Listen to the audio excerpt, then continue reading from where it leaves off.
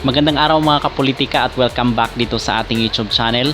Kung kayo ay bago pa lang ay huwag kalimutang mag-like at mag-subscribe muna kayo para updated kayo dito sa ating mga latest issue. So ito yung continuation doon sa ating napag-usapan sa naunang video na kung saan ay natalo po yung ating Team Alas dito sa koponan ng Vietnam. So yung naging official score ay 14-25, 22-25, 21-25. At least doon sa last two sets ay nakasampa tayo ng 20 plus points. At atin rin pag-uusapan sa bidyong ito kung bakit nga ba binangko itong si Gemma Galanza ni Coach Jorge De Brito, kasi sobrang dami ang nag-react at nagsasabi bakit hindi daw binabad or pinalaro itong si Gemma Galanza doon sa katatapos lang na single elimination ng FIVB Challenger Cup. Sa sinasabi nga natin na okay lang kahit natalo itong ating kupunan, kasi doon sa ating previous video na pag-usapan natin na medyo alanganin talaga. Kung gusto nating matalo itong Team Vietnam ay talagang hasain pa, i-polish itong ating mga players at wag na magpalit-palit ng mga manlalaro, kasi yun ang naging key. For example lang itong Team Vietnam, hindi naman nila hindi nila binuo yung kanilang team overnight.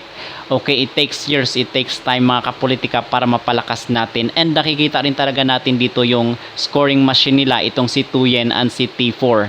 Okay, even though hindi masyadong maganda yung receive ni T4, kasi nga minsan nagkakaroon ng ace dahil sa kanya at minsan hindi buwelo ng palo itong kailang mga spiker dahil dito sa receive ni T4. But andyan pa rin si Tuyen na kung saan ay talagang siya yung gumawa at talagang lumulusot yung bola.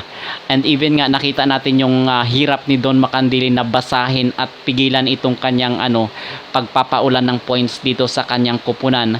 And nakita rin natin yung jump serve ni T4 na kung saan nahirapan yung ating mga receiver, yung ating mga main players na mag-receive ng kanyang bola, kung kaya hindi tayo masyadong maganda ng spike, kasi nga yung receive is hindi rin maganda. Okay, but all throughout is nakikita ko rin yung highlight nila nila Angel Canino and ni Cici Rondina. So talagang sila yung nagpaulan ng puntos rin dito sa ating kupunan sa Team Alas. But talagang short nga talaga tayo, even though mahigit isang buwan yung ating preparation. Yun talaga ang sinasabi nga natin doon sa ating previous video, na bago natin matalo itong Vietnam ay matatalo naman sana muna natin itong Kazakhstan, kasi talagang sila yung standard na kung saan kung matatalo natin isa sa kanila ay talagang masasabi natin na kaya na nating tapatan itong Vietnam. But sa sinasabi ko nga na okay lang na natalo tayo, at least nakita natin na binigay nung ating koponan yung best when it comes sa defense. Ang nakikita ko rin dito at isa sa mga naging highlight is itong bilis talaga. Okay, yung bilis is doon, especially doon sa second set, mabibilis itong Team Vietnam at yung advantage rin ng kanilang height mga kapolitika. Yun rin ang nakikita natin dito na kung saan reason bakit na nanalo itong koponan ng Vietnam. So bakit nga ba hindi masyadong pinalaro itong si Gemma Galanza? Kasi nakita nyo nga doon sa pag-serve ni Gemma na kung saan ay out kaagad. Nahabol na sana natin yung Vietnam. May mga times na nahabol natin, but doon sa service error ni Gemma Galanza ay talagang nilabas kaagad siya, kasi yun naman ang patakaran when even nga sa mga ibang bansa pag nagka service error, kumbaga kapasok pa lang tapos mag service error ay papalabasin kaagad yan. Yun ang parang naging regulasyon.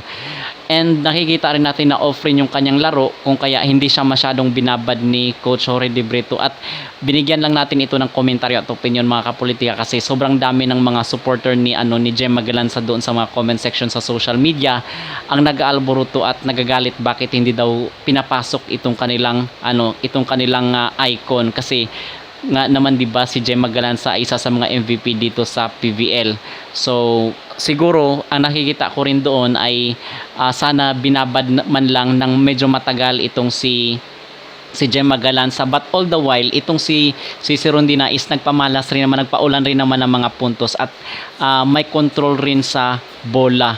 Okay, kasi nakikita natin doon na talagang mabilis itong si Rondina, especially yung kanyang mga talon, talagang umaariba talaga, nagpapaulan ng puntos. But yun nga, medyo short tayo dahil dito sa malakas talaga at matangkad na scoring machine ng Vietnam na si Tuyen and si T4.